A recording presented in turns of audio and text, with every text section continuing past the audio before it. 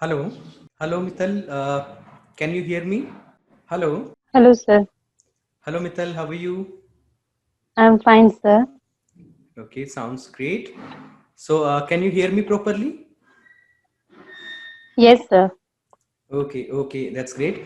Mital, I was wondering what is the right pronunciation of your name?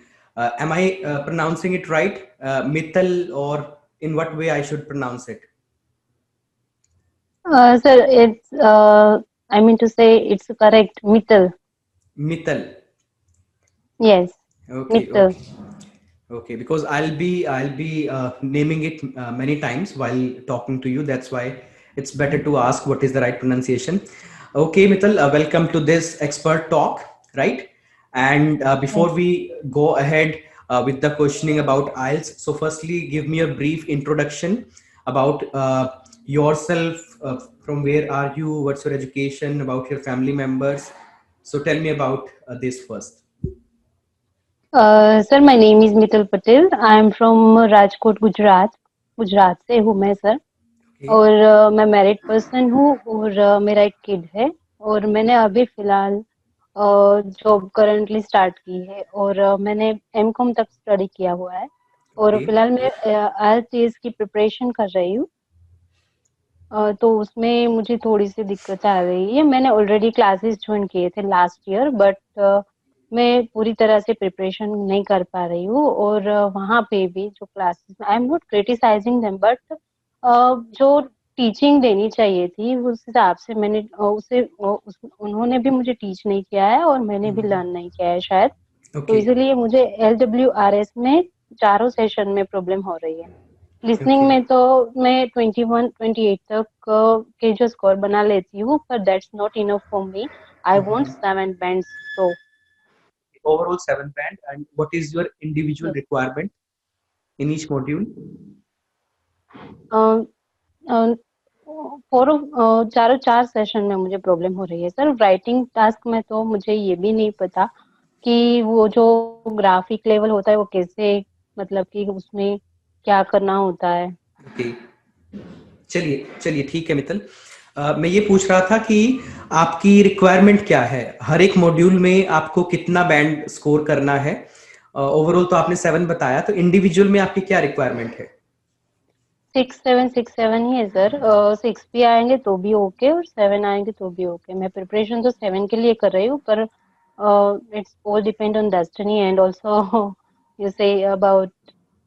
Your skills, your preparation level, या these things really matter. Okay. So you mentioned that you were studying with somebody, but you are not satisfied the way they taught you, and maybe you were not satisfied the way you learned from them. तो कहीं ना कहीं कुछ कमी रही. So Mittal, now what's the plan? अब आप मुझे बताएं क्या प्लान है, और अब आप खुद से क्या एक्सपेक्ट कर रहे हैं, कब आईएलटीएस का एग्जाम देना चाहते हैं, कितना वक्त आपके पास है, जो भी इनटेक आप स्टडी का लेना चाहते हैं, जिस भी कंट्री में आप जाना चाहते हैं, तो मुझे उसके बारे में थोड़ा सा बताएं. Accordingly I will guide you through.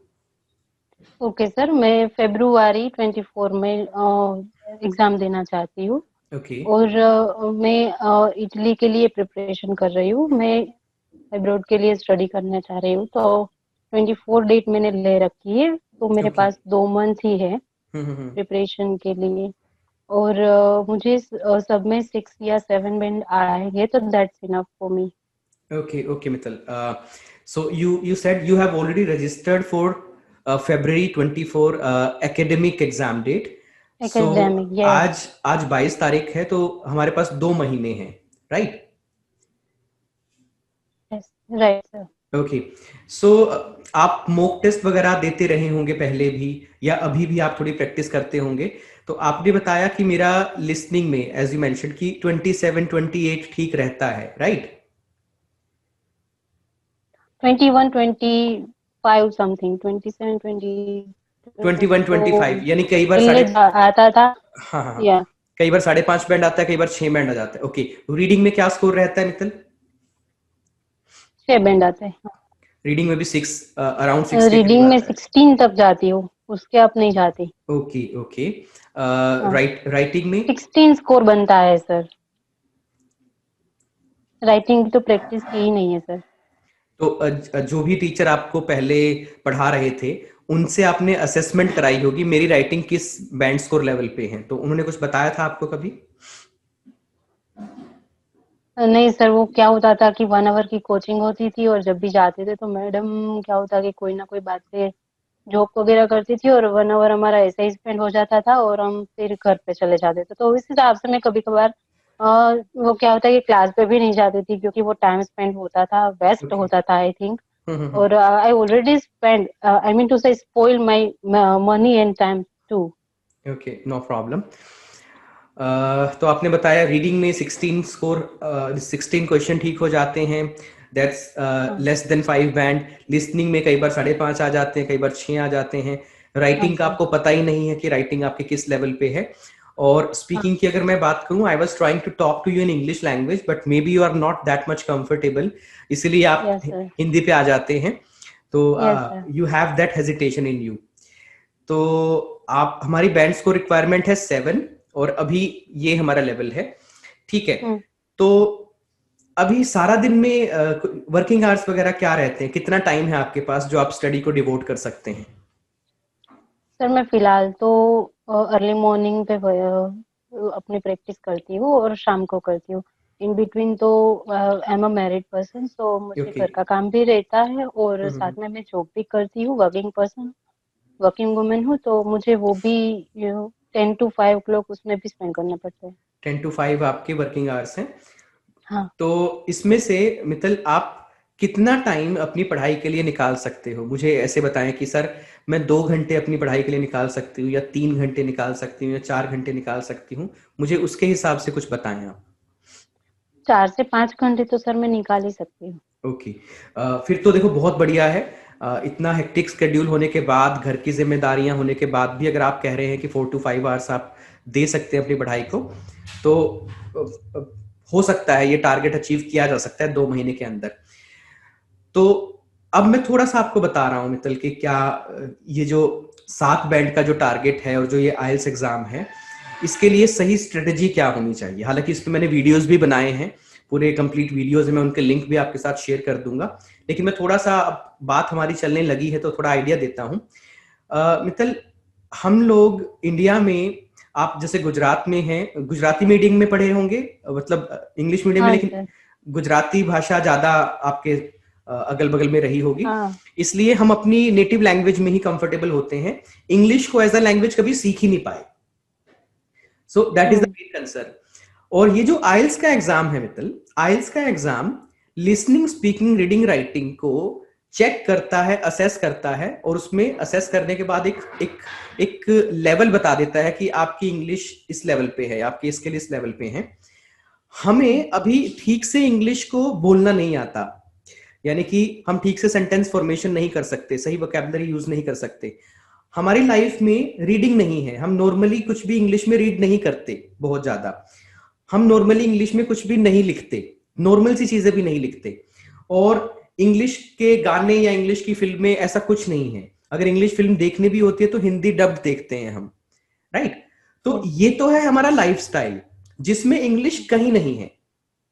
Hmm. In fact जब हम व्हाट्सएप पे भी चैट करते हैं तो वहां भी हम इंग्लिश वाली चीज को इंग्लिश में लिखते हैं, वहां भी हम इंग्लिश नहीं यस। लिखते। तो हमारे पूरे लाइफस्टाइल में इंग्लिश बिल्कुल नहीं है, और अचानक से ये आइल्स का एग्जाम पिक्चर में आ जाता है, जहां राइटिंग में आपको टास्क 1 एक लाइन ग्राफ की इमेज देखनी है और उसकी एक रिपोर्ट लिखनी है, एक मैप के हम्म। बारे में लिखना है आपको, फ्लो चार्ट को डिस्क्राइब करना है। टास्क 2 जो कि एक ऐसे होता है, और ऐसे किस टॉपिक पे आए कोई पता नहीं है। एनवायरमेंट का हो सकता है, हेल्थ पे हो सकता है, एजुकेशन पे हो सकता है, टेक्नोलॉजी पे हो सकता है, सोसाइटी पे हो सकता है, लाइफस्टाइल पे हो सकता है। कोई सिलेबस ही नहीं है, किसी के बारे में कुछ भी आ सकता है। अलग अलग टाइप्स के होते हैं, प्रॉब्लमेटिक ऐसे अलग है, अग्री डिसअग्री में अलग काम करना है, मेरिट डिमेरिट में अलग काम करना है। तो ये टेक्निकल चीजें हैं। हमें तो नॉर्मल ही इंग्लिश में कुछ नहीं लिखना आता, तो ऐसे तो हम कहां से लिखेंगे? हाँ। मेरी बात समझ रहे हैं? यानी कि जिस हाँ बच्चे सर। को अभी ठीक से पैदल चलना नहीं आया, उस बच्चे को हम कह रहे हैं कि तुम साइकिल चलाओ या मोटरसाइकिल चलाओ। इसलिए ये आइल्स, ये लिसनिंग, स्पीकिंग, रीडिंग, राइटिंग बच्चे को बहुत ज्यादा डिफिकल्ट लगती है। हाँ। आप समझ रहे हैं? क्योंकि यस बीच सर। की स्टेजेस मिसिंग हैं। बीच का जो एक लेवल है, जो आसान तरीका होगा इंग्लिश सीखने का, पहले वो आएगा, उसके बाद आइल्स प्रिपरेशन आती है। Yes, sir. अब आप मुझे बताएं, before beginning your IELTS preparation Mittal, आपने कोई फॉर्मल इंग्लिश स्पीकिंग कोर्स किया, चाहे वो ऑनलाइन हो या ऑफलाइन हो, आपने कुछ क्लासेस अटेंड की, आपने अपनी बेसिक इंग्लिश पे काम किया? नहीं सर। नहीं किया। This is the main problem, that's why you are struggling in all the modules in your IELTS examination. अब एक परसेप्शन है या एक मिसकंसेप्शन है बच्चों का कि जब वो आइल्स एग्जाम के बारे में सुनते हैं स्टडी वीजा के लिए या पीआर के पर्पस के लिए, तो उन्हें लगता है हम जाएंगे, आइल्स की प्रिपरेशन करेंगे और आइल्स कर लेंगे सीधा। आइल्स प्रिपरेशन आइल्स के टेस्ट की प्रिपरेशन है, ये इंग्लिश की प्रिपरेशन नहीं है। मैं रिपीट कर रहा हूं अपनी बात को। अगर बच्चों को लगता है कि इंग्लिश सीखना ही आइल्स की तैयारी करना है, तो ये गलत बात है। इंग्लिश सीखने का मतलब है हम इंग्लिश के सेंटेंस फॉर्मेशन सीख रहे हैं, हम इंग्लिश को प्रेजेंट में, पास्ट में, फ्यूचर में बोलना सीख रहे हैं, हम इंग्लिश के सेंटेंसेस के अंदर वोकैबुलरी को प्रिसाइजली करेक्टली प्लेस करना सीख रहे हैं, हम अपने दिमाग में जो विचार हमें आज तक अपनी भाषा में आते रहे हैं, उन विचारों को इंग्लिश में कैसे कन्वर्ट करना है, ये सीखना होता है इंग्लिश लर्निंग क्लास में, जिसे हम स्पोकन क्लास बोल देते हैं। लेकिन आइल्स में हमें इंटरव्यू कैसे देना है, इंट्रोडक्टरी क्वेश्चंस के जवाब कैसे देने हैं, क्यू कार्ड प्रिपेयर करके 1 मिनट में उस क्यू कार्ड को 2 मिनट तक कैसे बोलना है, फॉलो अप क्वेश्चन में अपनी ओपिनियन कैसे रखनी है, ये सीखना है। आइल्स की प्रिपरेशन का मतलब है इंटरव्यू की तैयारी करना सीखना, ना कि इंग्लिश सीखना। ये बात समझ में आई? आइल्स की लिसनिंग का मतलब है वो जो 40 क्वेश्चंस हैं, वो जो 4 अलग अलग सेक्शन हैं, उसके अंदर जो क्वेश्चन टाइप होते हैं, कहीं मैप को लेबल करना है, कहीं मल्टीपल चॉइस के जवाब देने हैं, कहीं पे शॉर्ट आंसर क्वेश्चन करने हैं, उनमें जो ट्रिक्स होती हैं, उसमें जो जिस तरह का उन्होंने वो ऑडियो बनाया हुआ है, उसको समझ के, उसका एक्सेंट कैच करके वो क्या बात कर रहे हैं, उस बात के आधार पर जो क्वेश्चंस हैं उनके आंसर देना, ना कि इंग्लिश सीखना। राइटिंग में आपको एस्से लिखना है, अपनी एस्से पे अपनी राय देनी है, स्टैंड लेना है, अग्री करना है, डिसएग्री करना है, जो भी आप अग्री कर रहे हो उस वाले पॉइंट को आर्ग्यू करना है, उसके लिए दलीलें देनी है, उसके एग्जांपल्स प्लेस करने हैं, आइडिया कंस्ट्रक्ट करना है। टास्क 1 में रिपोर्ट लिखनी है, रिपोर्ट में हाईलाइटिंग फीचर लिखने हैं ओवरव्यू में, उसके बाद डेटा को क्लासिफाई करना है, मेन बॉडी 1 में अलग लिखना है, मेन बॉडी 2 में अलग लिखना है। तो राइटिंग टास्क 1 टास्क 2 को 20 मिनट और 40 मिनट में एक सिस्टमैटिक तरीके से उसके असेसमेंट क्राइटेरिया के हिसाब से कैसे लिखना है, आइल्स में ये सीखेंगे, इंग्लिश नहीं सीखेंगे। और आखिरी चीज रीडिंग। अरे नॉर्मल रीडिंग तो हम करते नहीं, नॉर्मल सा अखबार या नॉर्मल सा टेक्स्ट तो हमसे पढ़ा नहीं जाता। आइल्स में जो एकेडमिक में रिसर्च पेपर के टेक्स्ट होते हैं, जो उन्होंने क्वेश्चन बनाए हुए हैं, जिसमें अच्छी खासी ट्रिक उन्होंने दे रखी है, जानबूझ के ऐसा जाल बिछाया हुआ है कि हम लोग उस जाल में फंस जाएं और आंसर से भटक जाएं, उन रीडिंग्स को करना है। तो आइल्स प्रिपरेशन ऐसी रीडिंग को करने की तैयारी है, ना कि इंग्लिश लर्निंग है। तो आइल्स प्रिपरेशन को इंग्लिश लर्निंग से अलग कर देना चाहिए। पहले अपनी इंग्लिश पे काम करो, उसके बाद आइल्स की तैयारी होनी चाहिए। ये चीज अक्सर कोई नहीं बताता, लोग गाइड नहीं करते। आप एक एग्जाम आपने दिया तो नहीं अभी तक कोई आइल्स का एग्जाम पहले? नहीं सर, लेकिन आपने एग्जाम बुक कर लिया। मुझे ये नहीं समझ में आता आपने एग्जाम डेट क्यों ले ली है अब से पहले, जबकि आप लिसनिंग में 16 स्कोर आ रहा है आपका, 4.5-5 बैंड भी बड़ी मुश्किल से आप ले पा रहे हो, राइटिंग का आपको पता ही नहीं है, स्पीकिंग में कॉन्फिडेंस नहीं आ रहा। आप मुझे बताएं एग्जाम डेट आपने किसके कहने पे या किसके परामर्श पे ली है? तो पहला तो ये पॉइंट आता है। तो क्या था सर, ये जल्दबाजी में डेट तो ले ली, फिर पता चला कि ये तो बहुत सारा डिफिकल्टीज है। वैसे तो मेंटली ये था कि चलो राइटिंग है, रीडिंग है, तो वो तो 10th और 12th में भी ऐसे ही आता था, नहीं पैसे नहीं जाते नहीं नहीं थे नहीं नहीं नहीं नहीं और हम यहाँ से क्लियर कर लेते थे, वहां से आंसर ढूंढ लेते थे, वैसा नहीं होता नहीं था। नहीं, ये कॉम्प्रीहेंशन और वो जो 10th 12th में आते थे, इनमें दुनिया जहान का फर्क है। वो जो वोकैबलरी होती थी या वो जो टेक्स्ट होते थे, बड़े आसान से होते थे, समझ में आने वाले होते थे, और आधा क्वेश्चन तो वैसे का वैसे मिल जाता था हमें टेक्स्ट में। ये वाली रीडिंग अलग है, ये वैसी नहीं है, इसका वोकैब का सेट ही अलग है, ठीक है ना? तो अभी तक जो मैं आपको मित्तल समझा पाया हूं या बता पाया हूं वो ये है, जो इस वक्त आपने कहा ना कि मैंने आइल्स की एग्जाम डेट ले ली है, आइल्स की प्रिपरेशन अलग है, इंग्लिश इंप्रूव करने की प्रिपरेशन अलग है। जब इंग्लिश इंप्रूव कर रहे होते हैं तो इंग्लिश स्पीकिंग कोर्स खरीदते हैं, उसमें पूरी ग्रामर दोबारा कवर होती है, चाहे वो टेंसेस हो, मोडाल्स हो, एक्टिव पैसिव हो, सिंपल कंपाउंड कॉम्प्लेक्स सेंटेंसेस कैसे बनाते हैं, हमारे कोई भी ख्यालात हैं किसी भी चीज के बारे में है, उनको फ्री विल। आइल्स में तो बच्चा फंस जाता है, अरे क्यू कार्ड ही सुनाना है, अरे तो फॉलो क्वेश्चन ही बताना है। आइल्स में तो फिर ऐसे की वो सारी चीजों पे ध्यान रखना पड़ेगा हमें कि इंट्रो बनानी है, मेन बॉडी पैरा बनाना है, कंक्लूजन लिखना है। एक बार उसको सबको बगल में छोड़ के पहले तो अपने नॉर्मल लाइफ के अंदर जो इंग्लिश होती है उसे लेके आओ, है ना। फॉर एग्जाम्पल, आप अपने फ्रेंड से किस तरीके से बात करते होंगे फोन पे, आपका फ्रेंड आपको कॉल करती होगी कि मित्तल इस बार संडे को क्या कर रही हो? कुछ नहीं, मैं तो फ्री हूँ, तो एक काम करते हैं, मार्केट चलते हैं, मैंने भी कुछ खरीदना है, तुम भी कुछ खरीद लेना, है ना। तो ये वाली बात को इंग्लिश में आप कन्वर्ट करो ना, इस तरीके की बातें करो अपने फ्रेंड्स के साथ। So Mittal, what's your plan on Sunday? Nothing special, I am free. Okay, let's do one thing. We'll go for the shopping. I have to buy certain things, and you can also plan for buying certain things. Okay, let's do this. तो पहले तो ये चीज आएगी, ये चीज तो हुई नहीं, नॉर्मल बातें तो हमने की नहीं, अपने फ्रेंड से तो हमने बात की नहीं, सीधा आइल्स के एग्जाम में जहां तो 14,000 रुपया खर्च होगा, वहां एक एक्सपर्ट किसी होटल रूम में जाके बैठा होगा, वो सीधा आपसे एक क्यू कार्ड 2 मिनट तक बोलना है, जिनके रट्टे मारने की कोशिश करते हैं बच्चे, क्रैम करने की कोशिश करते हैं, और फॉलो अप क्वेश्चंस वो किसी भी चीज के बारे में हो सकते हैं। Do you think tourism industry will grow in future? Do you think people spend more money compare to past? अब हमारे पास वो आइडियाज ही नहीं है, ऊपर से इंग्लिश नहीं है, वोकैबुलरी नहीं है, ग्रामर नहीं है, तो कहां से जवाब दे देंगे हम उस बात का।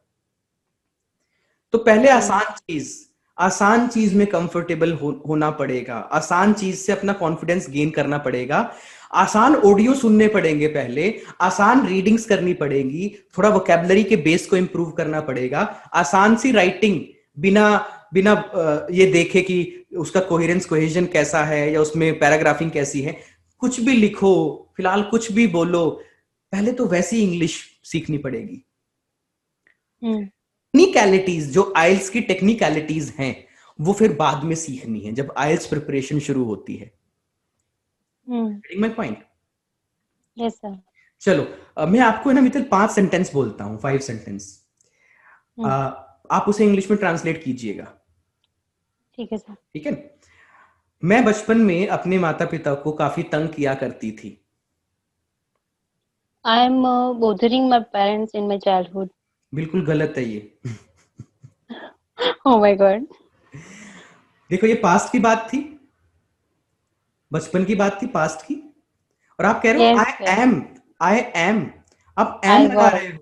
एम तो प्रेजेंट का हेल्पिंग वर्ब है, ये तो पास्ट में होता ही नहीं, ठीक है ना। दूसरा, किया करती थी कि ग्रामर हमारे पास होनी चाहिए इंग्लिश, उसके लिए 2 स्ट्रक्चर यूज होते हैं, यूज टू या फिर वुड।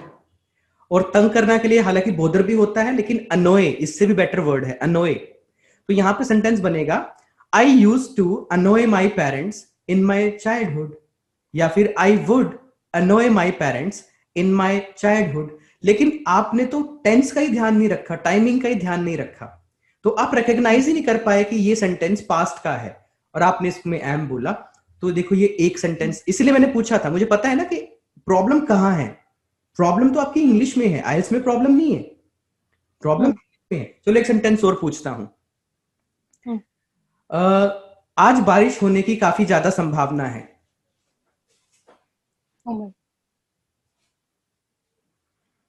आज बारिश होने की ज्यादा संभावना है। सर वोकैब नहीं है संभावना के लिए। चलो, पॉसिबिलिटी, प्रोबेबिलिटी, चांसेस, मैं दे देता हूं vocabulary. It will be rain. No. चलिए, Sir, I can't. Okay, no problem. एक नॉर्मल बच्चा जिसने अभी ताजी ताजी इंग्लिश सीखी है या जिसकी नॉर्मल सी इंग्लिश है, वो बोलेगा there are high chances of rain today. लेकिन एक एक्सपर्ट क्या बोलेगा, उसके पास ग्रामेटिकल रेंज ज्यादा है, स्ट्रक्चर अच्छे हैं, it is more likely to rain today. more likely to rain हाँ, today. ये ग्रामर है, मोर लाइकली, लेस लाइकली, किसी चीज की ज्यादा संभावना होना, किसी चीज की कम संभावना होना. You are less likely to score 7 band in your IELTS exam.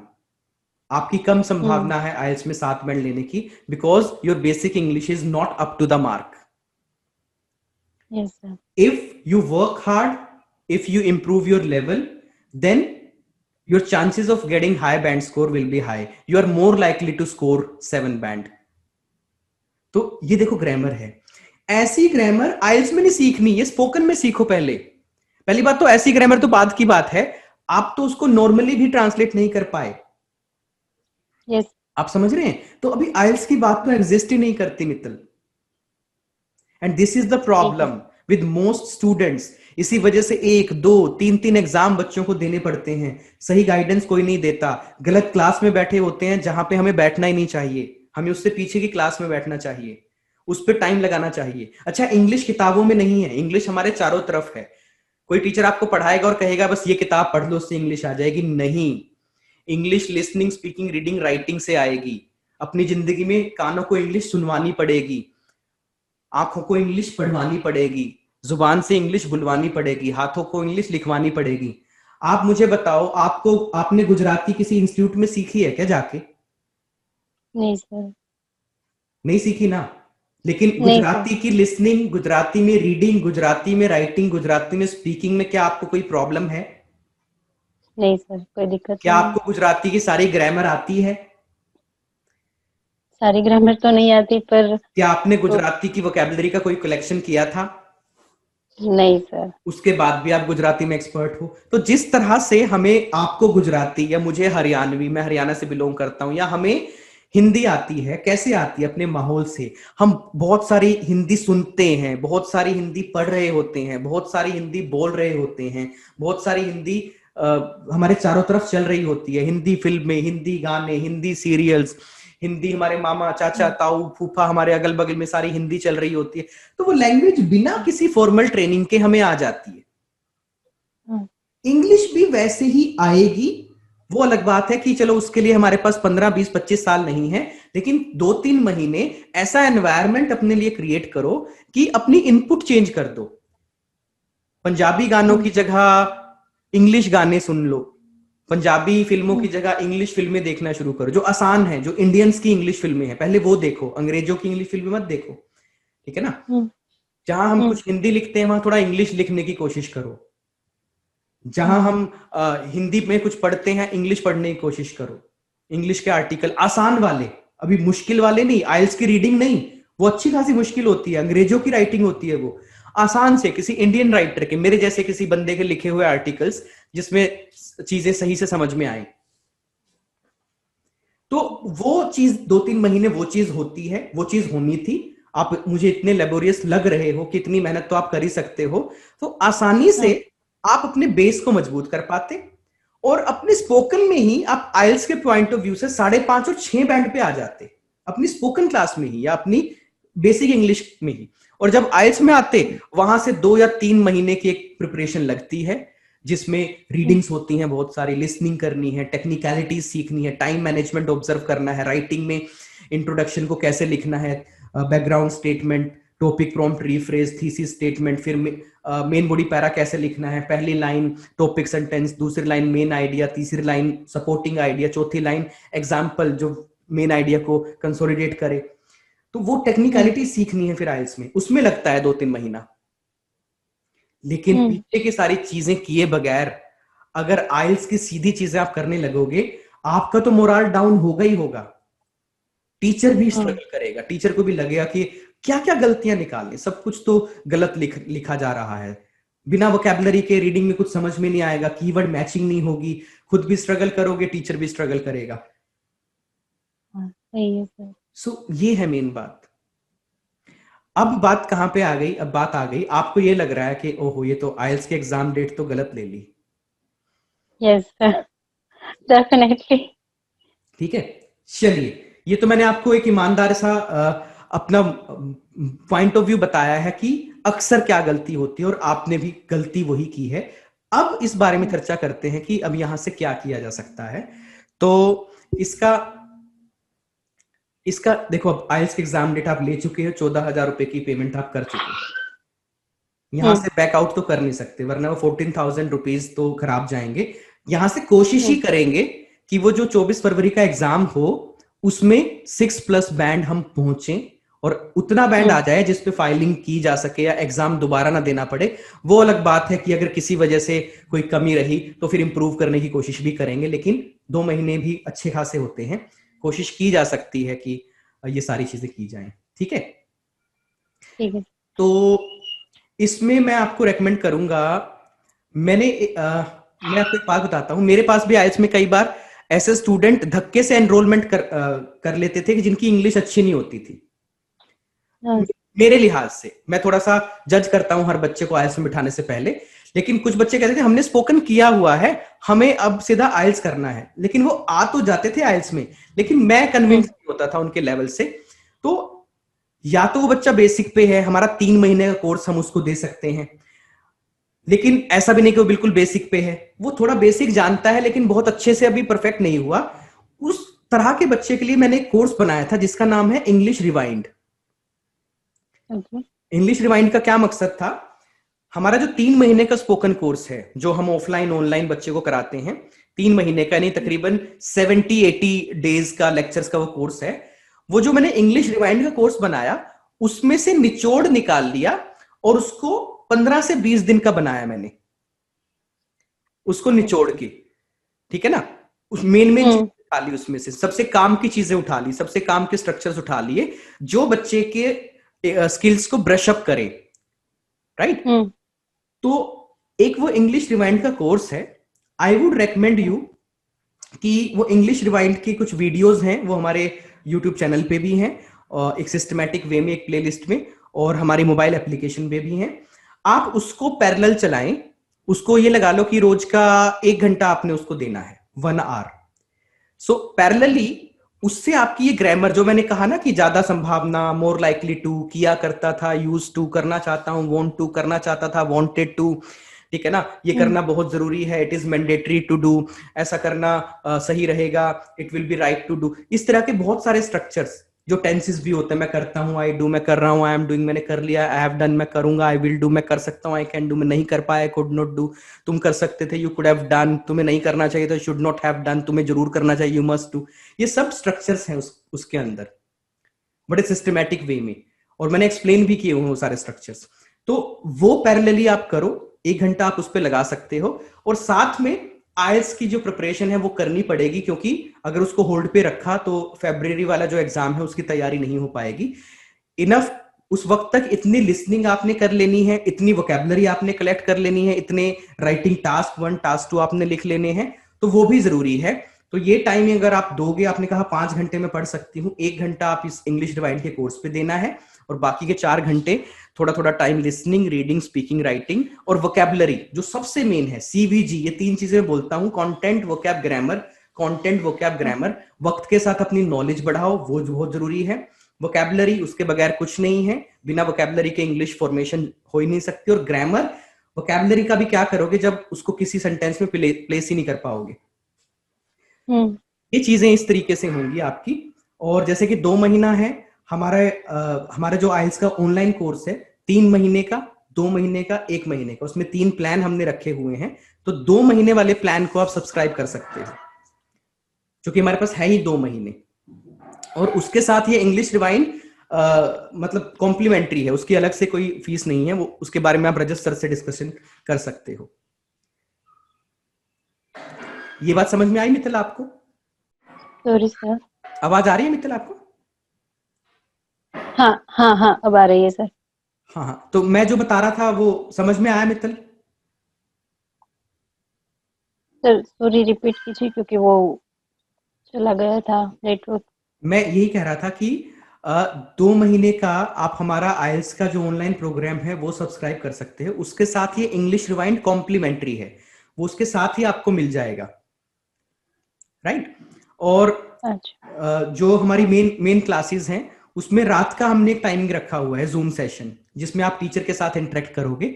8 बजे का टाइमिंग रखा है, और वो इसीलिए रखा है, हमारे इस वक्त जो ज्यादातर ऑनलाइन स्टूडेंट्स हैं वो जॉब वाले ही हैं, और ऑनलाइन कोर्स वो खरीदते इसलिए हैं कि वो जॉब वाले होते हैं, वरना तो अगर वो स्टूडेंट है कोई नॉर्मल, तो वो फिजिकली भी कहीं भी जाके पढ़ देंगे किसी इंस्टीट्यूट में।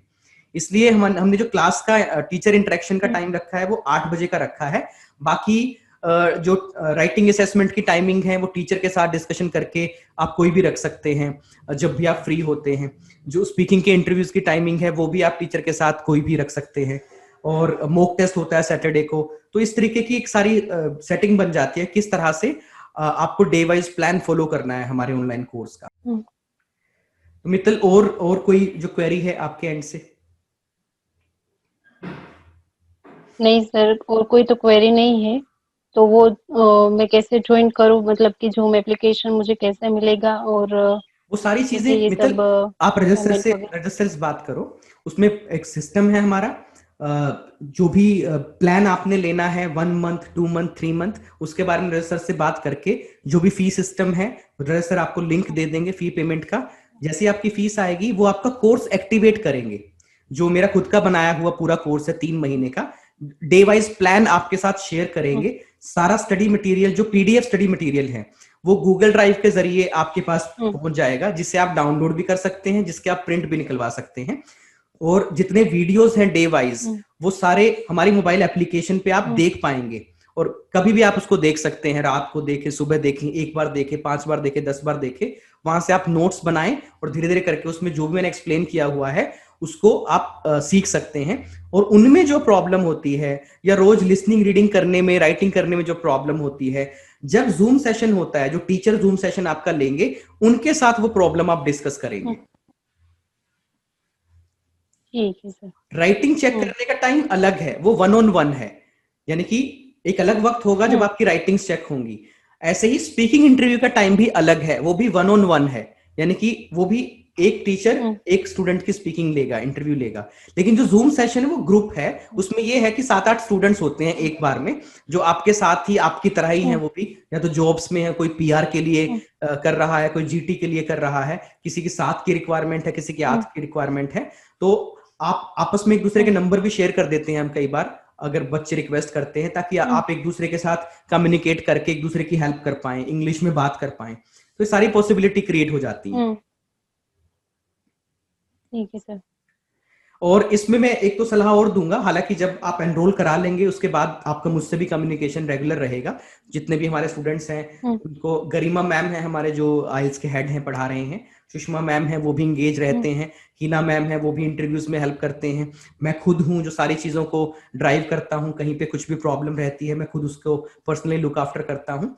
तो मैं बाद में भी कम्युनिकेशन में रहूंगा, लेकिन आपको जो सबसे ज्यादा काम करना है फिलहाल वो 2 एस्पेक्ट हैं। वो है आपकी ग्रामर, जो कि इंग्लिश रिवाइंड के कोर्स से इंप्रूव होगी, और दूसरी है वोकैबुलरी, जिसके लिए रोज 50 वोकैब का कलेक्शन आपको करना है। वो कैसे करना है वो सब आपको वीडियो से ही पता लगेगा, और पर्सनली मैं भी आपको एक्सप्लेन करूंगा। वोकैब कलेक्ट करने का तरीका सही होना चाहिए। कई बच्चे गलत तरीके से कलेक्ट करते हैं, उसका फायदा नहीं होता, तो उसका तरीका सही होना चाहिए। ओके, ठीक है। और कुछ पूछना चाहते हैं मित्तल आप? नहीं सर, और कुछ तो नहीं पूछना चाहते, सिर्फ यही थोड़ी सी कंसर्न थी आइल्स के लिए। देखो मैंने बिल्कुल बता दिया आपको एकदम कि समस्या कहाँ है। समस्या आपके बेस में है। समस्या हमारी पूरी एजुकेशन में इंग्लिश को भाषा की तरह सिखाया ही नहीं गया, हमें इंग्लिश को एक सब्जेक्ट की तरह सिखाया गया, और हमें पता ही नहीं था उस वक्त पे कि इंग्लिश बाद में हमें बोलने में या सुनने में इस्तेमाल करनी है। अगर पता होता तो हम उस वक्त इंग्लिश में बोलते, उस वक्त इंग्लिश में लिखते, इंग्लिश की चीजें सुनते। आज आके महसूस हो रहा है कि ये तो गलत हो गया भाई। सही है सर। तो कोई बात नहीं, उस कमी को अब दूर किया जा सकता है। जल्दबाजी मत करो। मैं हमेशा बच्चों को एक बात कहता हूं, विदेश जाने का सपना कभी ना पूरा हो, इससे अच्छा है कि वो 3 महीने बाद या 6 महीने बाद या साल बाद पूरा हो जाए। कभी ना होने से थोड़ा लेट हो जाए, वो चीज ज्यादा बेटर है। तो चलो कोई बात नहीं, अगर आपको मई इनटेक नहीं मिला, किसी वजह से आपको सितंबर इनटेक नहीं मिला, कोई बात नहीं, जनवरी में चले जाना। जहां इतनी उम्र इंडिया में लगा ली, थोड़ी सी और सही। जहां इतना पैसा खर्च कर लिया, इतना कुछ कर लिया, थोड़ा सा पैसा और सही। जहां इतना वेट कर लिया, थोड़ा और सही। तो कभी भी देर नहीं होती। अगर आज भी आपको ये रियलाइजेशन हो गई है कि मुझसे क्या गलती हुई है इंग्लिश या आइल्स करते वक्त, तो वो गलती आज ठीक कर लो। और एक आखिरी बात, इंग्लिश हम सिर्फ आईएलटीएस के एग्जाम के लिए नहीं करनी, पूरी लाइफ के लिए करनी है। पूरी लाइफ आपको आगे अपने बच्चों को पढ़ाना है, विदेश चले जाओगे, वहां आपका नेबरहुड इंग्लिश बोलने वाला होगा, जिन लोगों से आप बात करोगे वो इंग्लिश वाले होंगे, जो आपको काम मिलेगा जहां पे, वहां पे इंग्लिश कम्युनिकेशन होगा। जितनी अच्छी इंग्लिश होगी उतना अच्छा आपको वहां काम मिल जाएगा, वरना लेबर वाले काम करने पड़ेंगे अगर जो कम्युनिकेशन पार्ट नहीं है। तो कम्युनिकेशन पार्ट अच्छा है तो कोई सुपरविजन वाला काम मिल जाएगा, या किसी अच्छे प्रोफाइल का काम मिल जाएगा। तो पूरी जिंदगी में इंग्लिश आपके कॉन्फिडेंस को बढ़ाती है, आपको हेल्प करती है अच्छा लाइफस्टाइल जीने में, आपकी अर्निंग में आपकी हेल्प करती है, और ग्लोबल लैंग्वेज है, दुनिया के किसी भी कोने में चले जाओ, इंग्लिश से आप अपना काम चला लोगे कैसे भी करके। तो ये जो टाइम आप लगाओगे, जो पैसा आप लगाओगे, जो एनर्जी एफर्ट आप लगाओगे, ये इन्वेस्ट करोगे, ये खर्च नहीं करोगे। खर्चे का रिटर्न नहीं मिलता, इन्वेस्टमेंट का रिटर्न मिलता है। तो ये सारा रिटर्न आपको बाद में मिलेगा, बेहिसाब मिलेगा। सही है। सही है, अच्छा लग रहा है पहले से? हाँ सर, बेटर है अब तो। चलिए ठीक है, कंक्लूड करते हैं हमारे इस सेशन को। इसके बाद भी बातें जारी रहेंगी, जूम सेशन के जरिए भी और नॉर्मल सिंगल फोन कॉन्वर्सेशन के जरिए भी। फिलहाल आप रजत सर से डिस्कशन कर लीजिएगा जो भी मैंने आपको गाइड किया है, और पढ़ना शुरू कीजिए, क्योंकि अब एक एक दिन कीमती है। ठीक है, और सर्दियों में तो वैसे भी दिन छोटे हो जाते हैं। सही है सर। चलिए, okay Mittal, it was my pleasure talking to you, and I just wish you achieve your goal as soon as possible, and just I can only say सही तरीके से चलते रहो, और नियत साफ होगी तो डेफिनेटली आपको अपनी मंजिल हासिल हो ही जाएगी। Okay Mittal, thank you so much sir. Thank you. Okay dear, take care, bye bye. Bye sir.